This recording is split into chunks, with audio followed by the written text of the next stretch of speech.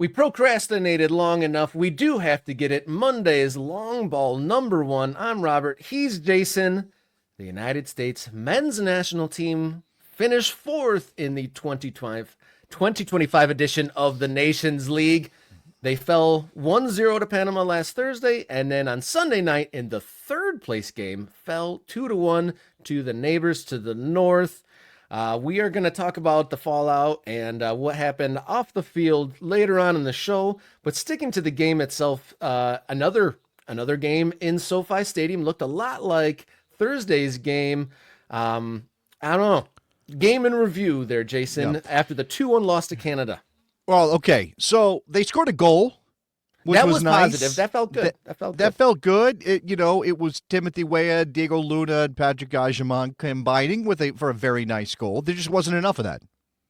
Right? There just wasn't enough of the U.S. men's national team showing any particular danger on the evening against Canada. Obviously, giving up the goal that they did, put them behind, they get the equalizer, and then Jonathan David is a very, very, very good goal scorer, and he scored a very good goal.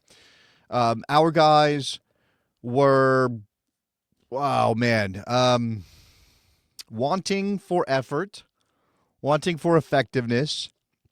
There were just lots of ponderous play, which was still a feature of the game against Panama, but also again an issue here in this match. I mean, I think they were better. I mean, you're going to hear it from Mauricio Pochettino when we review the post-game comments. He said that, first they opened up fine. I mean, it was okay to begin the game. But you can't just rely on being better in the beginning of the game if you don't score, if you don't find the goals.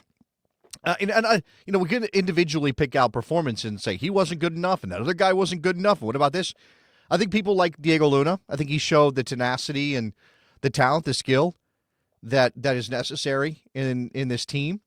Obviously, he's playing in Major League Soccer, and that's going to be a question that we broach at some point this week and maybe on this show today. Is there something missing here with the U.S. men's national team in their attitude? I saw Matt Doyle was posting on Blue Sky about how he's been saying for a number of years, 4 or 5 years, that there are no bus drivers in this team, that you've got a bunch of passengers. You got a lot of guys that are role players or secondary, tertiary players in their club sides. Like, even if they start and play a bunch of games, like say a Weston McKennie or a Tim Weah, or name another starter for the U.S. men's national team, Tyler Adams, good player, very good player for a Premier League side, a very good Premier League side.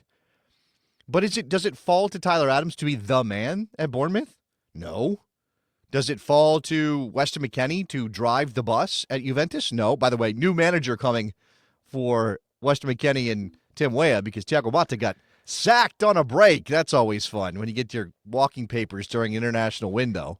Yeah, imagine being out of the country just to find out that your boss back home has been fired. That's got to make your head spin a little bit. Yeah, there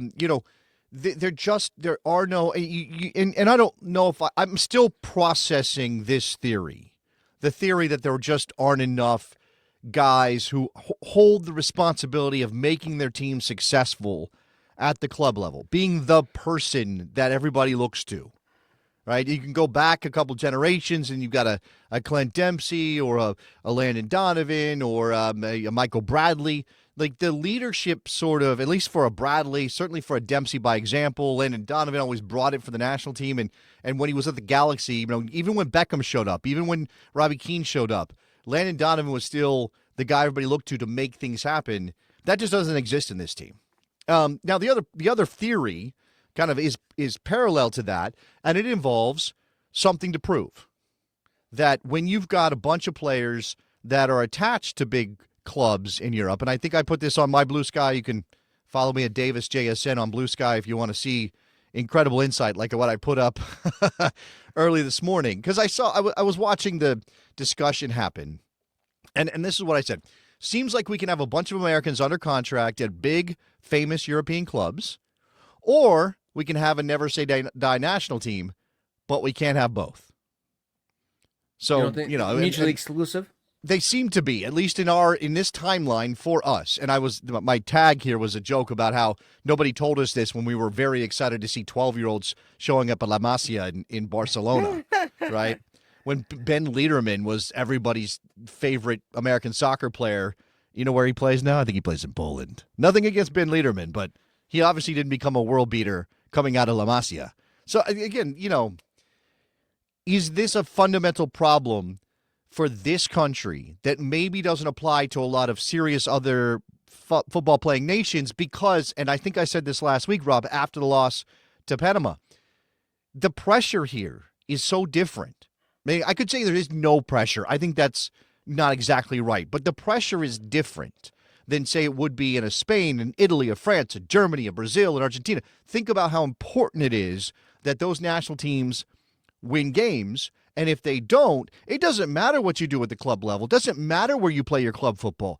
Get your ass out of the national team, right? Managers get fired from national team programs for losing 2 or 3 games in countries where every one of their players is playing for a Champions League level club, right? So in this country, that doesn't happen. And yeah, while you and I are upset and certain elements of the American soccer fan base are angry today, and I'm seeing noted content creators whining on their channels about how they don't.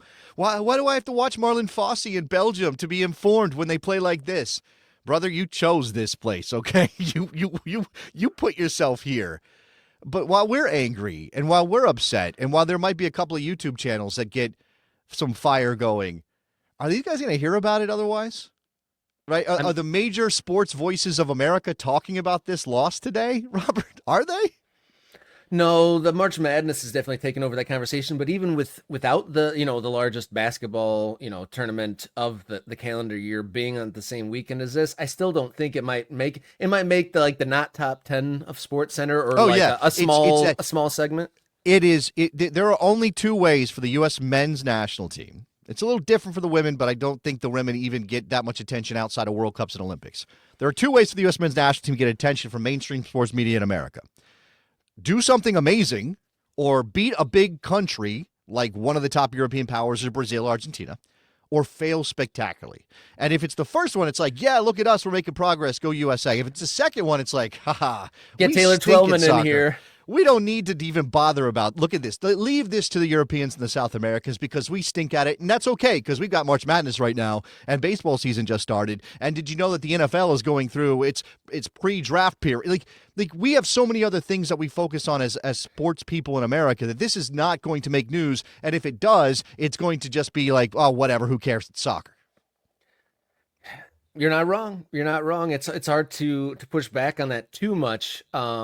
We're going to talk more about like the fallout and the post game of this at the top of the hour. But we're going to pick it apart. We're going to pick apart what Pulisic said, and we're going to pick apart what Mauricio Pochettino said in the post game. But it is notable that United States men's national team is next scheduled for play on June 7th in international friendly as they take on Turkey, and then a few days later take on Switzerland.